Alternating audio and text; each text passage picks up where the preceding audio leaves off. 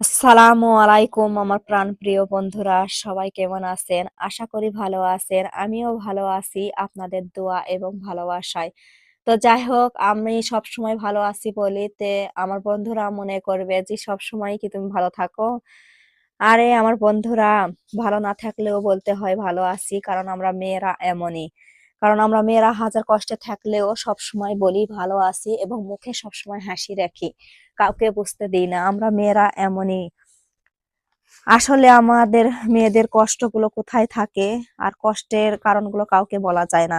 যে মেয়েগুলো কথায় কথায় হাসে, সেই মেয়েগুলোর কষ্টের কথা জানতে চেয়েও না।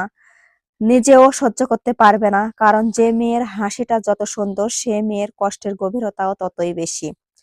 এই পৃথিবীতে মেয়েরাই একমাত্র প্রাণী যাদের কষ্টের সময়ও অন্যকে হাসানোর চেষ্টা করে।